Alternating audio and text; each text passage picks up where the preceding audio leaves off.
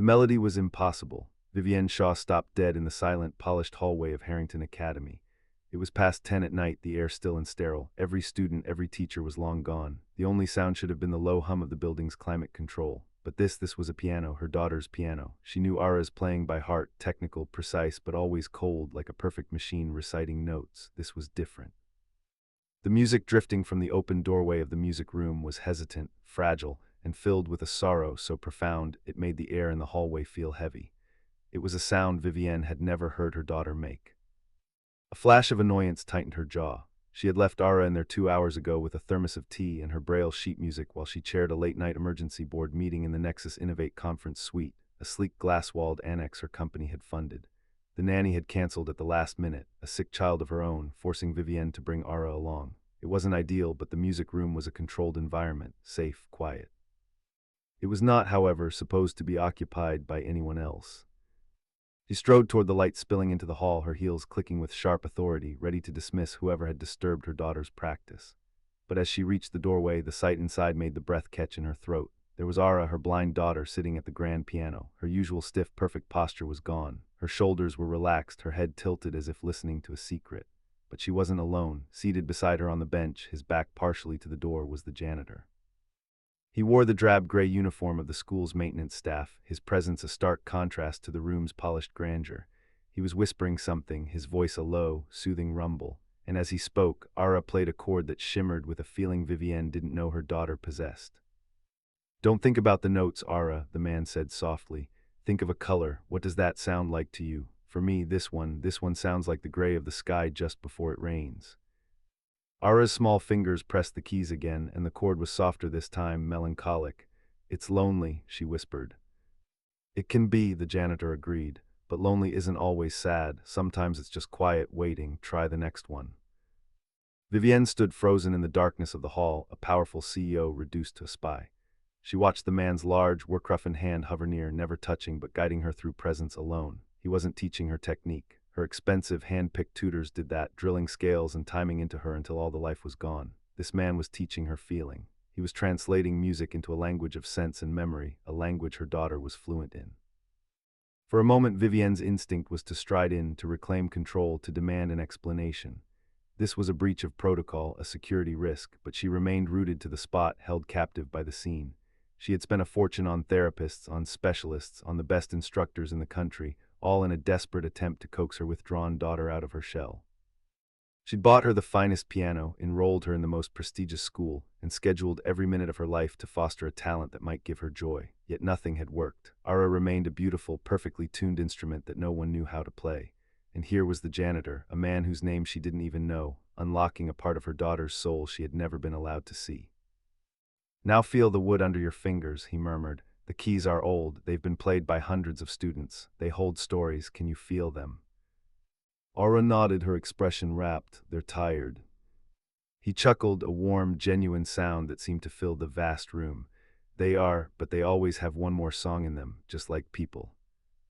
Vivienne felt a strange, unwelcome ache in her chest. She hadn't heard Ara speak with such unguarded honesty in years. With her, every conversation was a careful negotiation, a minefield of unspoken rules. With this stranger, her daughter was simply present.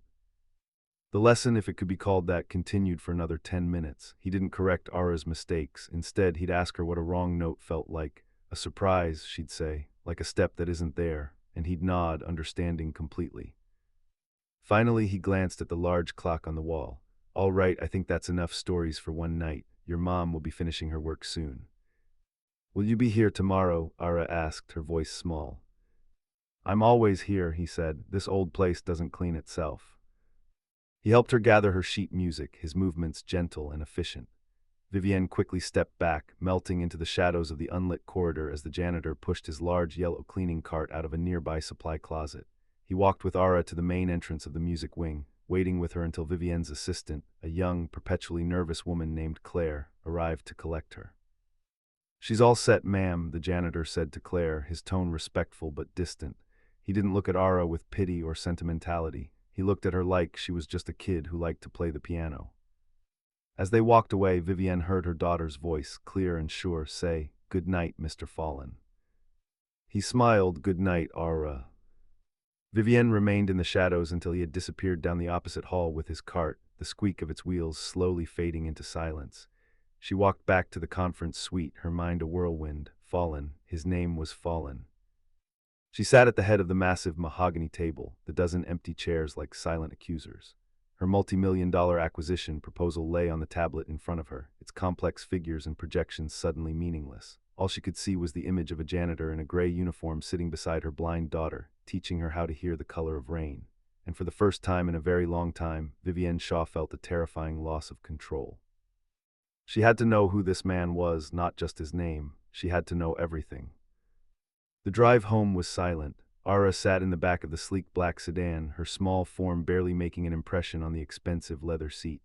She was quiet, but it was a different quiet than usual. Not the tense, brittle silence Vivienne was accustomed to, but something softer, more contemplative.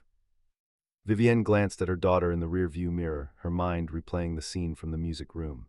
"Did you have a good practice session, Ara?" Vivienne asked, her voice carefully neutral. "It was fine," Ara replied, the standard non-committal answer. "Mrs. Gable said you were making excellent progress on the Bach partita." A slight pause. "Yes, it's very structured." Vivienne waited, hoping for more, hoping for a mention of a kindly janitor, of songs that sounded like rain. Nothing came. The wall between them was back in place, as solid and impenetrable as ever. Ara was keeping him a secret. The realization sent a complicated chill through Vivienne. It wasn't just a simple act of kindness she had witnessed. It was a conspiracy, a tiny rebellion plotted in whispers over the keys of a piano. The next morning, Vivienne was in her office on the 50th floor of the Nexus Tower before the sun had fully risen over the city. She didn't look at the panoramic view. Her focus was on a single encrypted email she was typing. The recipient was Donovan, the discreet and unnervingly efficient head of her corporate security team.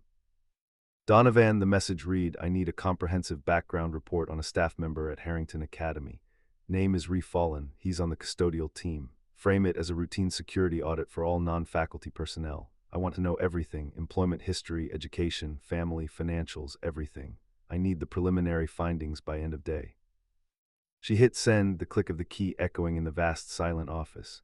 It was an abuse of power, a violation of privacy, and she felt not a flicker of guilt. She was a woman who dealt in data, and Fallen was now the most compelling variable in her life. Her 10:00 meeting was with Marcus Alcott, the new headmaster of Harrington Academy. He was a man who seemed assembled from a catalog of expensive Ivy League accessories: perfect teeth, a watch worth more than a car, and an ambition so sharp you could almost see it glinting off his polished shoes. He greeted Vivienne with a practiced warmth that never quite reached his eyes. "Vivienne, a pleasure," he said, gesturing to a chair in his needlessly large office. "Thank you for making the time. I know what the CEO of a company like Nexus Innovate deals with daily." "The school is a priority investment, Marcus," she said, cutting through the pleasantries. "What's on the agenda?"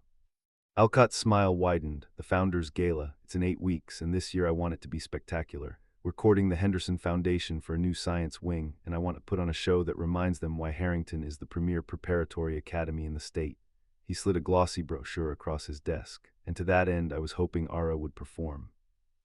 Vivienne looked at him. "She performs at the winter recital every year."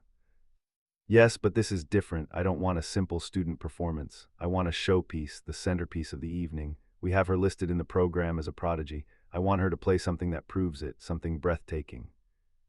The pressure was immediate and unwelcome. Alcott wasn't asking as an educator. He was leveraging her daughter as a fundraising tool. It was a game Vivienne understood, and one she usually played better than anyone.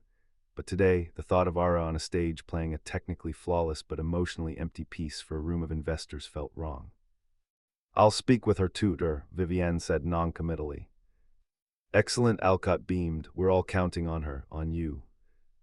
As she was leaving, a janitor pushed a cleaning cart down the hall. Vivienne's entire body went rigid, but it was an older man, stout and gray-haired, not him. The disappointment was sharp and unexpected. Later that afternoon, an alert pinged on her laptop. It was the preliminary file from Donovan. She opened the encrypted attachment. Subject: Fallen Re, age 42. Status: single, widowed. Dependents: one son, Leo Fallen, age 11, attends Northwood Public Middle School. Residence: 23B Orchard Apartments, West District. Employment: custodial staff, Harrington Academy, 5 years. Prior employment. Vivienne leaned closer to the screen. The section was almost blank. It listed a few odd jobs, a warehouse stocker, a short-lived stint at a landscaping company. But before that, there was a gap, a 5-year chasm in his professional life, and the records from before that gap were heavily redacted. There was a single cryptic note from Donovan's analyst. Subject appears to have a former professional license, now inactive. Records are sealed by court order, citing a private family tragedy. A family tragedy. Vivienne's mind raced. This wasn't some simple man who happened to be kind to her daughter. He was a puzzle, a man actively hiding from who he used to be. The mystery deepened, and with it, her resolve. She looked at her calendar, at the back-to-back meetings and international calls that filled her life. With a decisive click, she cleared her entire evening schedule. She sent a text to her assistant, Claire, cancel my dinner engagement and let Mrs. Gable know that Ara will need to stay late for an extended practice session tonight. I'll be working from the annex and will pick her up myself. She told herself it was a logical next step in her investigation, a CEO gathering data before making a decision. But as she drove toward the school in the late afternoon traffic, she knew it was something more. She wasn't just investigating the janitor. She was going back to watch him, to understand the secret he shared with her daughter, a secret that was communicated not in words, but in the spaces between the notes of a sad, beautiful song. The school was a different creature at night. The daytime cacophony of bells, chatter, and running feet was replaced by a profound, humming silence. Vivienne sat in the starkly modern conference room, a laptop open in front of her displaying market analytics she wasn't actually reading. Her entire consciousness was focused on the building around her, listening for the faint, telltale notes of a piano. Around 9:30 it began, a simple, questioning melody like a single drop of water in a quiet pool. She moved silently through the deserted hallways, her expensive shoes making no sound on the freshly buffed floors. She didn't stop at the doorway this time. An adjacent classroom used for art history was unlocked. She slipped inside, the darkness providing perfect cover. From her new vantage point, she had a clear, oblique view into the music room. Tonight, they weren't on the bench. Ara was standing on the wide oak floorboards in her stocking feet. Forget the keys for a minute, he was saying. Music isn't just in your fingers, it's in your feet, it's in your bones. This piece, the one you're working on, it has a heartbeat. Can you feel it? He tapped out a slow, steady rhythm on the polished wood of the piano lid. Thump, thump, thump, thump. Ara stood perfectly still, her head cocked. It's slow. It is, Rhea agreed. It's the heartbeat of someone walking, not running, someone who is thinking about something important. Now walk with it. Feel the vibration come up from the floor. Vivienne watched as her daughter began to pace the room, her steps hesitant at first, then falling into perfect time with the rhythm Rhea was tapping. He started humming the melody, a low resonant sound. A small, tentative smile touched Ara's lips. She was no longer a student practicing an instrument. She was a participant in the music itself. He was giving her a way to see the song through feeling. After a few minutes, his phone buzzed in his pocket. He ignored it. It buzzed again. With a quiet apology to Ara, he pulled it out. Hey buddy, he said, his voice instantly transformed. The quiet instructor was gone, replaced by a father. The warmth in his tone was so palpable, Vivienne could feel it across the empty space between them. Yeah, I know it's getting late, just a little longer. Did you finish the history worksheet, all of it? Good man. Okay, 20 minutes, I promise. Love you too. He slipped the phone back into his pocket, but the spell was momentarily broken. A life outside these walls had intruded. A son, a worksheet, a promise. For the first time, Vivienne saw Rhea not as a mystery, but as a man torn between two responsibilities, a man living a life of quiet, weary dedication. He was a single father, just like she was a single mother. The thought was strangely disarming. He led Ara back to the piano. All right, let's try it again, but this time when you play, remember that heartbeat. Play it with your feet. The difference was staggering. The notes, which had been so sterile and disconnected under Mrs. Gable's tutelage, now had a pulse. They flowed with a grace and emotional weight that Vivienne had never imagined possible. As the final note faded, Rhea needed to grab a cloth from his cart in the hallway to wipe down the keys. As he stepped out of the music room, his shadow fell across the art history classroom's open door. Vivienne's heart leaped into her throat. She instinctively flattened herself against the wall behind a row of plaster busts, the cold, blank eyes of a Roman emperor staring past her. Rhea paused for a second in the hall, listening to the building's silence before continuing to his cart. The near miss left Vivienne breathless, her knuckles white where she gripped her phone. She felt a flush of adrenaline, the thrill of a secret observer on the verge of being discovered. The next afternoon, she understood the true cost of failure. She sat in on Ara's official lesson with Mrs. Gable, a woman with a conservatory pedigree and the patience of a metronome. They were working on the demanding list piece Alcott wanted for the gala. No, no, Mrs. Gable snapped, her voice sharp. The timing, you're dragging the allegro, it must be precise from the top. Ara's shoulders tensed. She began again, her fingers flying across the keys in a technically perfect but utterly lifeless cascade of notes. Better, Mrs. Gable conceded, though her tone suggested otherwise. But there is no feeling. You are a gifted child, Ara, but you play like an automaton. You must connect with the composer's intent. I don't know what he intended, Ara said, her voice barely a whisper. Then you must study, the woman retorted, rapping her pencil on the sheet music. It's all here, the notations, the dynamics. It is a formula, not a guessing game. Vivienne watched her daughter shrink on the bench, her face pale, her hands trembling slightly. The joy, the tentative smile Vivienne had seen the night before was gone, replaced by a familiar mask of anxious obedience. The lesson ended with Ara so frustrated she refused to play another note. That was the moment Vivienne's objective shifted. This was no longer a passive investigation into a curious anomaly. It was a rescue mission. Her daughter's spirit was the prize, and the sterile, by-the-book methods of the world she had built for her were failing. The janitor, with his talk of heartbeats and rainy-day colors, was succeeding. She couldn't let Alcott's ambition or Mrs. Gable's rigid pedagogy destroy the one spark of light she had seen in her daughter.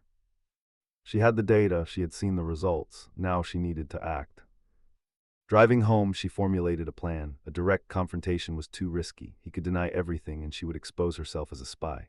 An anonymous tip to the headmaster was out of the question. Alcott would fire him immediately for crossing a line with a student. No, the approach had to be her own. It had to be controlled, precise, and executed on her terms. She would create an encounter, an accidental discovery. She would find a way to make him play. Then and only then would she have the leverage she needed. The plan required precision, timing, and a touch of theatricality, three things Vivienne excelled at. She arrived at Harrington the following evening, an hour earlier than usual, Ara in tow. Ree's shift didn't officially start until 7, but she knew he often came in early to prep his supplies. I have a series of calls with our Tokyo office I can't reschedule, Vivienne announced to Ara, her voice a carefully crafted mix of apology and authority. I'm going to have to take them from here. You can get a head start on your practice. She settled not in the annex, but in a small office directly across from the music room, leaving the door open. She needed to be a visible, plausible presence. Ara sat up at the piano with her Braille music and, more importantly, the printed score for Mrs. Gable, which she placed precariously on the edge of the piano lid. Next to it, she sat down a bottle of mineral water. For an hour, Vivienne pretended to work, her ears straining for the telltale squeak of a custodial cart. Ara practiced the notes of the Liszt piece, sounding as strained and unhappy as she felt. At 7:07, Vivienne heard him, the rhythmic, gentle bump of his cart approaching down the main corridor. It was time. She stood up, walked into the music room, and began the performance. Ara, sweetheart, could you just move this for me? She asked, gesturing toward the printed music. As Ara reached for it, Vivienne, with the calculated clumsiness of a stage magician, knocked the water bottle. It tipped over, a clear, silent arc of water soaking the expensive cream-colored paper. Oh, Vivienne gasped, her voice sharp with feigned alarm. Oh goodness, I am so sorry. She snatched up the dripping pages. The ink was already blurring, the thick paper warping. It's ruined, completely ruined. Mrs. Gable is going to be furious. Ara's face fell. We can dry it. No, look, the notes are running together. It's unreadable. Vivienne made a show of dabbing at the pages with a tissue, making it worse. It was in the middle of this manufactured crisis that Ree Fallon appeared in the open doorway. Is everything all right, Miss Shaw? He asked, his eyes taking in the scene. Vivienne looked up, letting a flicker of desperate frustration show. Mr. Fallon, no, not really. I've had an accident. I've destroyed my daughter's sheet music for the Founders' Gala. She held up the soggy pages as evidence. Her tutor will be livid. Ree nodded, his expression polite but unreadable. I'm sorry to hear that. Perhaps the office has another copy. This was the master copy Mrs. Gable was working from, Vivienne lied smoothly, and I can't read music myself to help her, not a single note. She let out a frustrated sigh and then paused, looking at Ree as if a wild, improbable idea had just struck her. You're here every night, she began, her tone shifting, becoming more intimate, more conspiratorial. You must hear the students playing constantly. I know this is a long shot, but do you know this piece at all? Ree's posture stiffened, a guarded, shuttered look came over his face. Ma'am, I just cleaned the floors, I wouldn't know anything about Liszt. Of course not, Vivienne said quickly, appearing to back down. It was a silly thought. She turned back to Ara, whose face was a mask of disappointment. I suppose we'll just have to pack it in for tonight. The silence that followed was heavy. Vivienne knew this was the critical moment. She had to apply precisely the right amount of pressure. It was Ara who unknowingly sealed the trap. "Please, Mr. Fallen," she asked, her small voice cutting through the tension. "Mrs. Gable said I have to get the beginning right. It sounds like a storm." Ree looked at Ara, and for the first time, Vivienne saw the professional mask of the janitor crack. He saw a child's distress, and his instinct to help was stronger than his instinct to hide. He glanced at Vivienne, then back at the piano, his expression a battlefield of conflicting emotions. "I might know a few bars," he mumbled, the words sounding like they were being dragged from him, from hearing the kids play. "Would you?" Vivienne pressed, her voice soft but firm. "Just to get her started, it would be an immense help." He hesitated for a long, agonizing moment. Then, with a sigh that seemed to carry the weight of years, he walked to the piano. He didn't sit on the bench next to Ara, he stood, leaning over the keys. He slowly flexed his right hand, a gesture so quick Vivienne almost missed it, a wince, a ghost of a long-dead pain. He placed his hands on the keys. The first few notes were clumsy, uncertain. He was playing the part of a janitor who'd picked up a tune by ear. Then his eyes closed, the pretense fell away. His fingers, which Vivienne had only seen holding a mop handle or a wrench, began to move with a fluid, startling grace. The music that poured from the piano was not just the melody, it was the storm. He played with a power and a passion that vibrated through the floor. It was a performance filled with a fierce, aching beauty, a story of loss and longing told in a cascade of brilliant, angry notes. He was no longer in the room. He was somewhere else entirely, lost in a memory that was both beautiful and agonizing. He played for nearly a minute before he seemed to wake up. He stopped abruptly, his hands hovering over the keys as the final thunderous chord echoed into silence. He stared at his own fingers as if they were traitors. Then he slowly looked up at Vivienne. The janitor was gone. In his place was a man who had been caught exposed, his deepest secret laid bare under the harsh fluorescent lights of the music room. His face was pale, his eyes wide with a look of pure panic. Vivienne met his gaze. She manufactured a look of astonishment, of breathless surprise, but inside a cold, sharp thrill of victory shot through her. The variable was solved. The puzzle was unlocked. She had him. The silence in the room was a living thing, stretched taut between the janitor's panic and the CEO's calculated surprise. Reese snatched his hands back from the piano keys as if they were red-hot, his face ashen. He took a half step back, physically retreating into the persona he had so carefully constructed. "I have to get back to my duties, Miss Shaw," he stammered, his voice tight. He wouldn't look at her, his gaze fixed on the floor. "The West Wing still needs to be cleaned." "Mr. Fallen," Vivienne said, her voice dropping the faint astonishment and picking up a sharp executive edge. "Let's not be ridiculous. That was not the performance of a man who knows a few bars. You're not just a janitor, are you?" "That's exactly what I am," he insisted, his words clipped. He grabbed the handle of his cleaning cart, his knuckles white. It was an anchor, a physical reminder of who he was supposed to be now. "I was out of line. It won't happen again."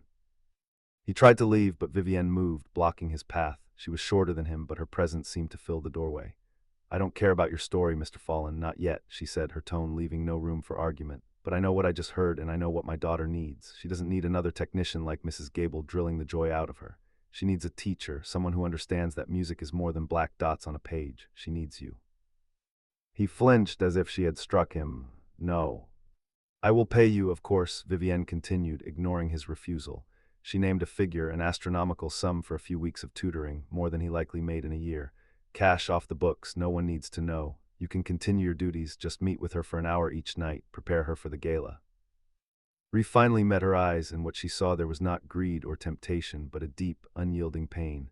"Miss Shaw, you don't understand. I don't do that anymore." His voice was low, ragged with an emotion she couldn't yet parse. "The answer is no. Please let me get back to my work." His refusal was absolute. It wasn't a negotiation tactic. It was a brick wall. For the first time that evening, Vivienne felt her control slip. Money, her most reliable tool, had failed. He turned and pushed his cart down the hall, the squeak of the wheels a sound of defiant retreat. The next afternoon, Ree was focused on his real job, being a father. He sat on a worn park bench watching his son Leo kick a soccer ball against a brick wall.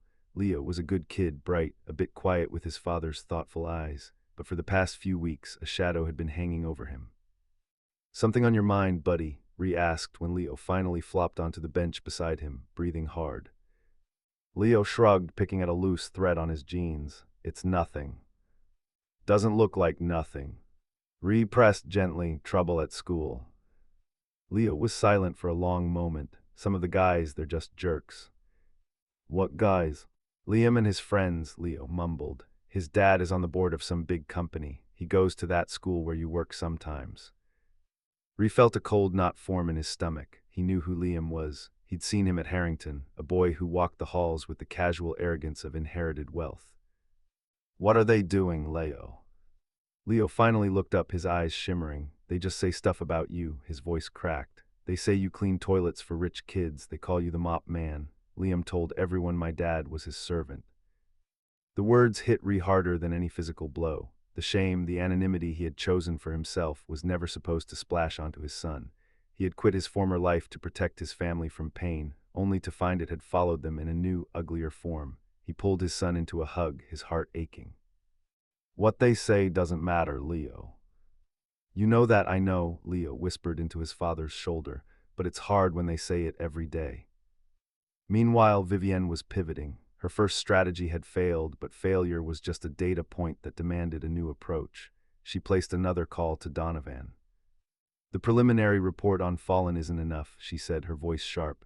The sealed record, I need to know what's in it. I don't care what it takes or what it costs. Find a way.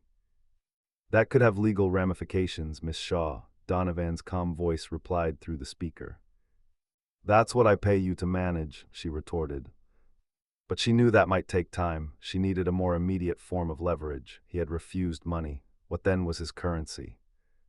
Her mind went back to the phone call she'd overheard, the warmth in his voice. Love you too, his son.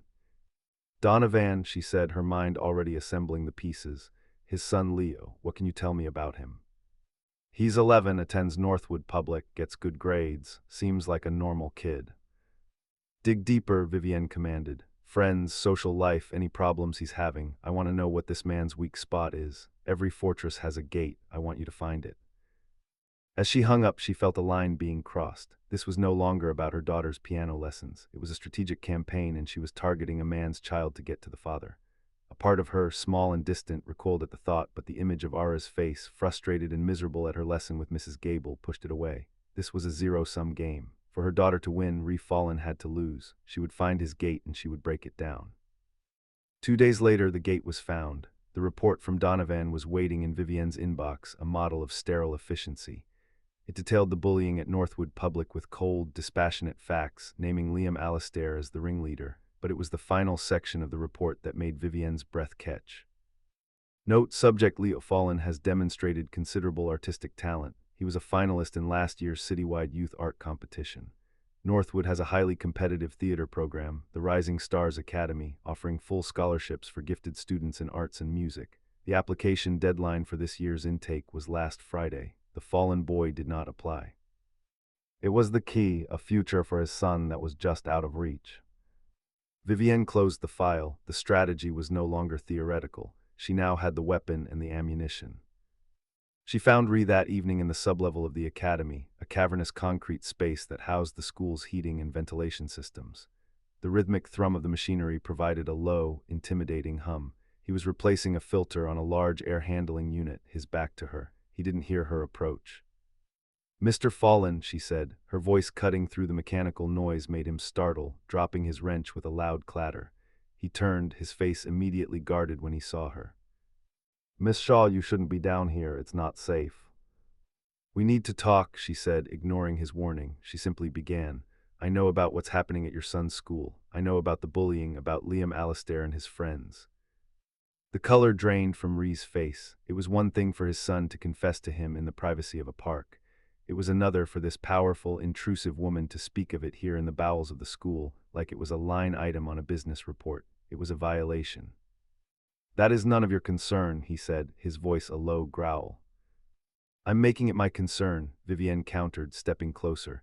I know about the Rising Stars Academy at Northwood, a full scholarship for your son, a chance to be in an environment where he'll be celebrated, not ridiculed, a chance to get away from boys like Liam. I imagine that's something you want for him. Ree's jaw was clenched so tight a muscle jumped. The deadline has passed. Deadlines are for people who don't have my phone number, Vivienne said coolly. The head of the admissions board, Robert Carlyle, sits on the advisory council for one of my company's philanthropic ventures, A single phone call from me and the deadline for Leo is no longer an issue. Another call and I can have a private art tutor, the best in the city, at your apartment tomorrow to help him build a portfolio that will guarantee his acceptance. I can give him this, Ree. She used his first name. It was a deliberate move, an act of forced intimacy, of ownership. He stared at her, his expression a storm of fury and dawning helpless horror. He saw the trap before she had even finished setting it. "And what do you want?" he asked, his voice rough. Here it was, the price. "You know what I want," she said, her voice dropping, becoming as sharp and cold as a shard of glass. "You will teach my daughter. You will meet her 3 times a week and prepare her for the Founders Gala. You will unlock whatever it is you do that makes her play. And you will ensure she gives a performance that Marcus Alcott can only dream of. You will not breathe a word of this arrangement to a soul. You will be a janitor to the world, and you will be her teacher in secret." She paused, letting the weight of the offer settle in the humming mechanical air. "You give me what I want for my daughter, and I will give your son the future you can't afford." It was a devastating choice, a brutal, soul-crushing transaction. Everything in him screamed to tell her to go to hell, to throw her offer back in her impossibly arrogant face. The thought of sitting at that piano again, of willingly walking back into the world that had shattered him, was physically nauseating. But then the image of Leo's face streaked with tears in the park flashed in his mind. "They call you the mop man." He was being asked to trade his own personal hell for his son's happiness. It was no choice at all. A father's love was a currency more powerful than any dollar figure she could have named. He looked at this woman, at her perfect suit, her unwavering gaze, and he felt a profound, bottomless hatred. But he also felt beaten. She had found his gate, and she had, as promised, broken it down. "Fine," he said, the word tasting like ash in his mouth. He felt something inside him break for Leo. "I'll do it." "I knew you'd be reasonable," Vivienne said, a flicker of triumph in her eyes. "But we do this my way," Ree added, his voice gaining a hard, defiant edge. He was trying to claw back a shred of dignity. "No talk of technique, no schedules from Mrs. Gable. I teach Ara how I teach her. Those are the terms." Vivienne considered it for a moment, then gave a slight, almost imperceptible nod. Agreed. The deal was struck, a dark pact made in the thrumming heart of the academy. Vivienne turned to leave, her mission accomplished. But as she walked away, the look in Ree's eyes, a look of pure, agonizing sacrifice, lingered in her mind. She had won. She had gotten exactly what she wanted. So why did her victory feel so much like a loss? The first lesson under their new arrangement was a ghost of what it had been. The warmth was gone, replaced by a strained, chilling formality.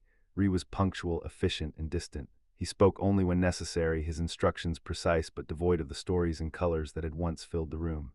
He was a machine executing a program, and the music they made was as hollow as the pact that bound them. Ara felt the shift immediately. She sat at the piano, her hands hovering uncertainly over the keys. "You're sad, Mr. Fallen," she said, not as a question, but as a statement of fact. Ree, who was standing by the window with his arms crossed, didn't turn. "I'm fine, Ara. We're here to work. Let's begin with the opening bars." "But you said music is a feeling," she persisted, her brow furrowed. "If you feel sad, the music will be sad. Sometimes life requires us to perform a task regardless of how we feel," he said, his voice flat. "That is a lesson you will have to learn. Now play." From her observation post in the darkened art history room, Vivienne watched the exchange, a knot tightening in her stomach. This was her doing. She had mistaken a delicate, organic process for a simple transaction. She had paid for a service, and now she was receiving it. But in doing so, she had killed the very magic she had sought to possess. True to her word, she had made the calls. Leo Fallen's application to the Rising Stars Academy was now pending review, and a renowned art instructor had been dispatched to his apartment for private portfolio sessions, all funded by a discreet Nexus Innovate educational grant. Vivienne had fulfilled her side of the bargain. Yet she kept returning to the school at night, compelled to watch. She told herself she was monitoring her investment, but the truth was more complicated. She was watching the consequences of her actions unfold. 2 days later, the final piece of the puzzle arrived. Donovan's email was marked with the highest level of security classification. The subject line contained a single word: Falcon. Vivienne opened the file. Subject: Fallen, formerly Ricardo Falcon. The screen lit up with a ghost, a black and white photo of a young man in a tuxedo, his hair dark and wild, his eyes burning with an intense, joyful fire. He was sitting at a grand piano on a concert stage, his hands a blur of motion. Below the photo were press clippings from a decade ago. Falcon's Rachmaninoff stuns Carnegie Hall. a virtuoso for the ages, the boy from nowhere with magic in his hands. Fallen wasn't just a former pianist, he was Ricardo Falcone, a child prodigy who had exploded onto the international classical music scene, a sensation. Vivienne scrolled down, her heart beginning to pound a slow, heavy rhythm against her ribs. She read about his meteoric rise, his sold-out tour, his marriage to a promising young cellist named Alina. And then she reached the final entry, a police report heavily redacted, but the core facts were there, cold and brutal. A date from 9 years ago, a single-car accident on a rain-slicked highway outside of Philadelphia. Alina Falcone pronounced dead at the scene. Ricardo Falcone, the driver, extracted from the wreckage with multiple injuries, the most severe being a compound fracture and catastrophic nerve damage to his right hand. His career was over. His wife was gone. The file noted that in the aftermath, hounded by the media, he had petitioned the court to have his and his young son's records sealed. He had legally changed his name, shedding the skin of the brilliant, broken prodigy to become a ghost, a janitor, a man hiding from a life so filled with light that its absence had left him in permanent darkness. Vivienne leaned back, the air leaving her lungs in a rush. The piano wasn't just a painful memory, it was a tombstone. It was the instrument of his glory and the catalyst for his ruin. His wife had been driving home with him from a concert that night, and Vivienne, in her blind, selfish ambition, had taken a crowbar to that tombstone and pried it open, forcing him to look at the body inside. A wave of profound, sickening guilt washed over her. The ruthless CEO, the woman who prided herself on seeing every angle, had been completely, utterly blind. That night she watched the lesson with new eyes. She saw the subtle way he favored his left hand. She saw the flicker of deep, unbearable pain in his eyes when Ara played a particularly beautiful, soaring passage. She saw a man performing an act of excruciating emotional sacrifice, and he was doing it for his son. But despite the tension, something was beginning to shift. Ray, bound by his promise, was finding a way to teach through his own pain. "That part you're playing," he said to Ara, his voice low. "It's a battle, two forces pushing against each other. Can you hear it?" "The loud part and the soft part?" she asked. "Exactly," he nodded. "Don't just play them, become them. Make your left hand the storm and your right hand the ship trying to sail through it. Let them fight." Ara tried again, and this time the music had a pulse. It was conflicted, dynamic, and breathtakingly alive. For the first time, a flicker of the old Ree, the teacher, the storyteller, broke through the surface. Vivienne stood in the dark, her hand pressed against her mouth. She had what she wanted. Ara was learning. The gala would be a success, but the victory was hollow, tainted by the knowledge of the price he was paying. She closed her eyes. The handsome, haunted face of Ricardo Falcone burned into her mind. She had started this as a negotiation. It had now become a question of absolution, and she had no idea how to earn it. Guilt was an inefficient emotion. It produced no quantifiable results and consumed valuable mental energy. Vivienne had spent her entire career systematically eliminating it from her decision-making process, yet now it was a constant leaden weight in her chest. The knowledge of who Fallen used to be and what she had forced him to become again had changed the entire equation. She could no longer be a spy in the shadows. A few nights later, she found him on his dinner break. He wasn't in the staff lounge. He was sitting on a cold stone bench in the academy's deserted inner courtyard, eating a sandwich from a brown paper bag under the weak glow of a single security light. He looked tired, the lines around his eyes deeper than she'd noticed before. She approached him silently, holding 2 paper cups of coffee. She held one out to him. "I thought you might need this," she said. He looked up, startled, his face immediately defaulting to a look of weary suspicion. He didn't take the cup. "What do you want now, Ms. Shaw?" "Nothing," she said, her voice softer than she intended. "I'm not here to check on my investment. I'm here to apologize." The word hung in the cold night air between them. An apology from Vivienne Shaw was as rare and improbable as a snowstorm in July. He stared at her as if she'd just started speaking a foreign language. "I was wrong," she continued, forcing the words out. They felt awkward, ill-fitting. "The way I handled this, forcing your hand, using your son, it was a ruthless thing to do. I saw something I wanted for Ara, and I convinced myself that the ends justified the means. They didn't." She placed the coffee on the bench beside him. "I can't undo it, but I can say that I am sorry for the position I put you in." Watched her, his expression unreadable in the dim light. He had expected threats, new demands, a tightening of the screws. He had not expected this. He had not expected a confession. Vivienne looked away from his searching gaze toward the dark, imposing silhouette of the academy. When my husband left, the first thing I noticed was the silence. It was deafening. I think I've been trying to fill it ever since, with work, with schedules, with lessons for Ara. She gave a short, bitter laugh. I thought if I could just make her perfect, make her playing perfect, it would fix the quiet. I've been trying to fix her when I was the one who was broken. It was the most vulnerable, honest thing she had said to another human being in years. She was sharing a piece of her own story, not as a tactic, but as a peace offering. Ree was silent for a long time. He finally picked up the coffee cup, his fingers wrapping around its warmth. "She's a good kid," he said, his voice quiet. "She just needed someone to listen to the music she was already making inside." He didn't forgive her, he didn't absolve her, but he had, for the first time, engaged with her as an equal, as another parent trying to navigate the messy, painful business of raising a child alone. A tiny crack had appeared in the wall between them.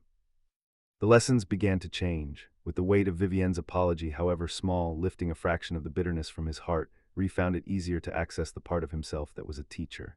He and Ara started crafting a story for the list piece. It was about a lost bird in a storm, fighting the wind and the rain, searching for its home. The loud, angry passages were the thunder.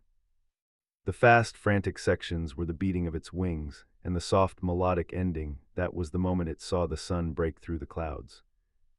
Ara's playing transformed. It was no longer a technical exercise, it was an epic tale. Marcus Alcott, however, was not impressed. He caught Vivienne in the hallway a week before the gala, having just overheard practice.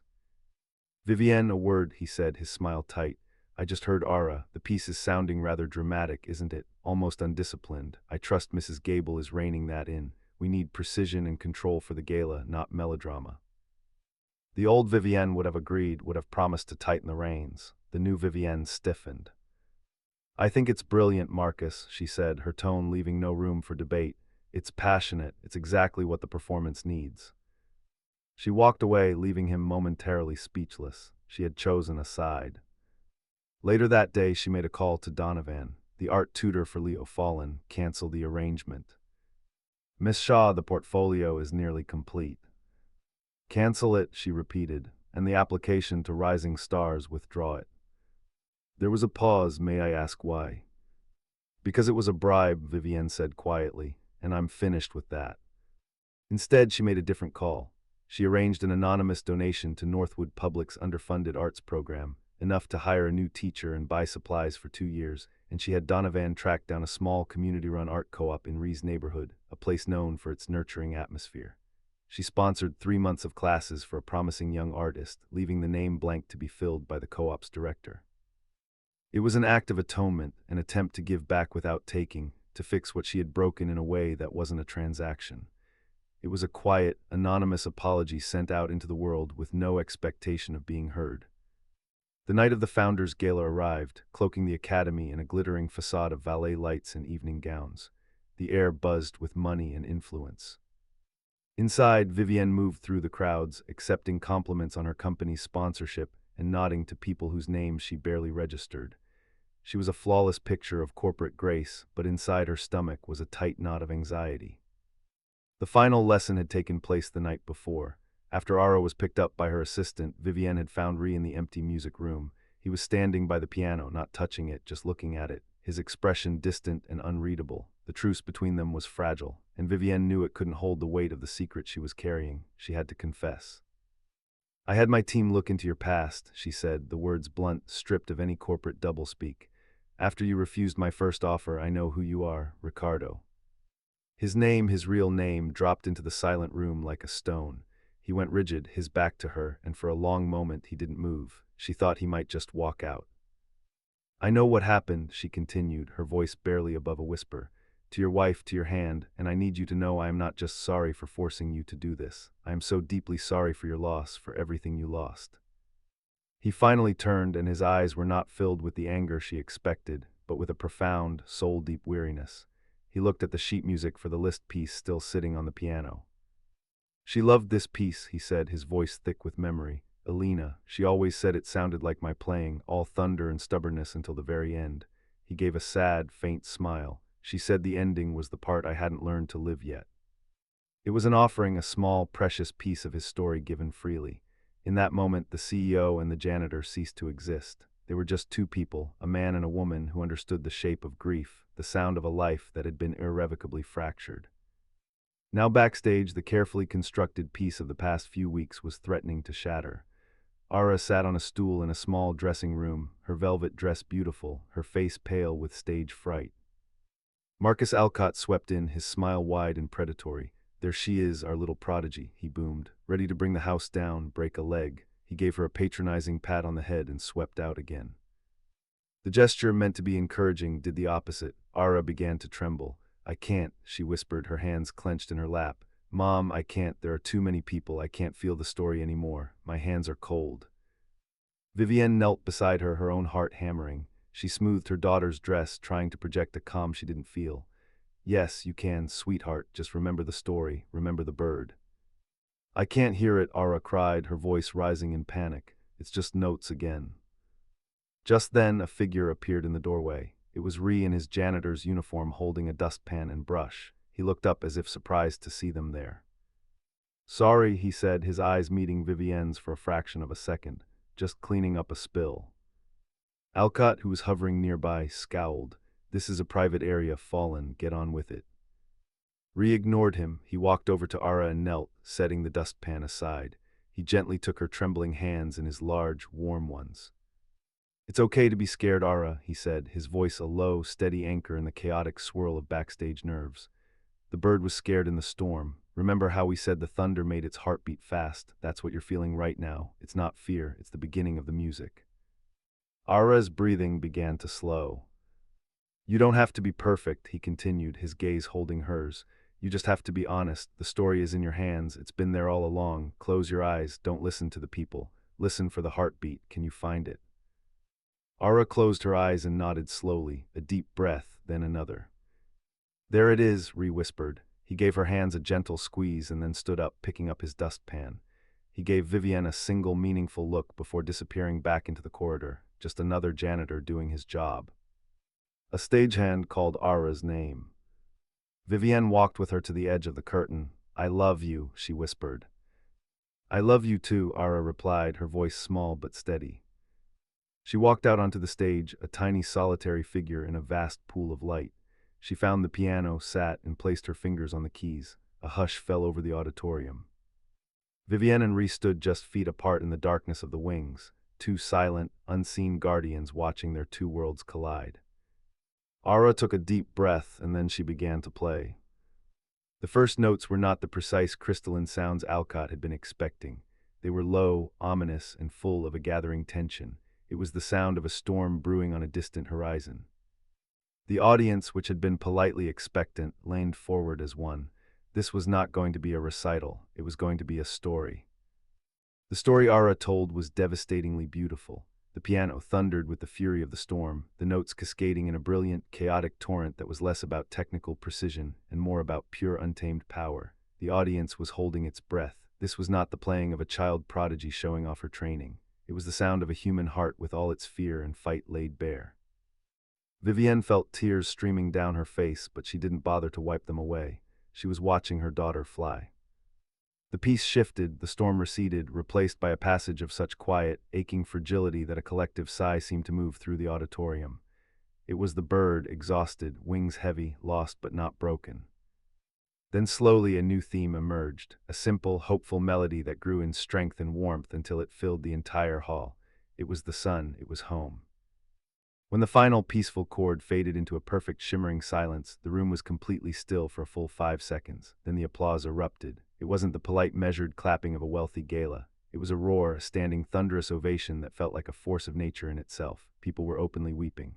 The head of the Henderson Foundation was on his feet, applauding with a look of stunned reverence on his face. Backstage, Ara practically fell off the bench and ran into the wings, straight into her mother's arms. Vivienne caught her, lifting her off the ground in a hug that was fierce and full of a love she had never known how to show before. "I did it, Mom," Ara whispered, her face buried in Vivienne's shoulder. "I flew." "You were magnificent," Vivienne sobbed, her voice choked with pride. "You were a storm and a sunrise all at once." Ree stood a few feet away, a silent observer, his face etched with a complex mix of pride and old sorrow. Ara pulled away from her mother and turned, her hand outstretched into the space between them. "Thank you, Mr. Fallen," she said, her voice clear and strong.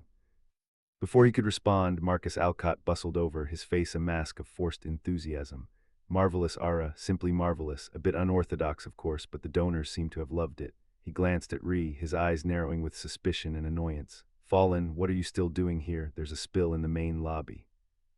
Vivienne straightened up, her arm protectively around her daughter. She looked directly at Alcott, her gaze so cold and sharp it made him flinch. He's with me, she said, her voice quiet but absolute, and his name is Mr. Falcone. You will address him as such. The shock on Alcott's face was immensely satisfying. Vivienne then looked at Ree, at the man who had given her daughter back her voice, and her eyes conveyed a universe of gratitude, respect, and a nascent hope she was too afraid to name. He held her gaze, and for the first time the ghost of Ricardo Falcone, the artist, the husband, the man full of joy, looked back at her. He gave a slow, small nod. It was enough. A month later, the Harrington Academy's glossy brochure announced the launch of the Alina Falcone program for adapted musical arts, generously endowed by Nexus Innovate. The program's director was a new hire, a quiet, thoughtful man named Ree Fallen. His official bio was brief, stating only that he was a celebrated music educator with a focus on intuitive learning. On the program's first day, Vivienne walked into the old music room. It was no longer a sterile, intimidating space. The lighting was softer, the chairs were arranged in a friendly circle, and the walls were covered in colorful drawings made by the students. Ree, no longer in a janitor's uniform but in a simple, comfortable blazer, was sitting on the floor with a small group of children, one of whom was in a wheelchair. He was teaching them rhythm by having them tap on small hand drums. In a corner, Leo was sketching in a notebook, a confident, happy smile on his face. He was flourishing in his classes at the community art co-op. Near him, Ara was helping a younger, newly enrolled blind student find middle C on the piano, her hands gently guiding his. Vivienne stood in the doorway, watching. This was the sound that filled the silence now. It wasn't the sound of perfection or precision. It was the slightly chaotic, wonderfully messy and joyful sound of healing. Ree looked up and saw her. He excused himself from the group and walked over, a real unguarded smile on his face. The ending, Vivienne said softly, her heart full. You learned how to live it. Turns out it wasn't an ending, he replied, his voice low. It was just a quiet part in the middle of the song. He looked at their children, at the new life humming in the room he had once only cleaned. We're writing the next part now. His hand found hers, his work-roughened fingers lacing through her own. It wasn't a dramatic storybook romance. It was something quieter, deeper, and infinitely more real. A partnership built not on a flawless performance, but on the shared understanding of a beautiful, imperfect, and finally hopeful song. So that's the end of our story. I really hope a piece of it stays with you. If there was a moment, or even just a character that really hit home, I'd honestly be honored to read about it in the comments. It's just amazing to see how one story can land in so many different ways. Look, if you believe stories like this are a kind of light we need in the world, your support means everything. When you like and subscribe, you're doing more than just helping a channel grow. You're really casting a vote for stories that aren't afraid to look at what makes us human, and you're helping that light find someone who might be in the dark. Thank you for lending me your time. It means a lot. Until the next chapter, take care of yourselves and each other.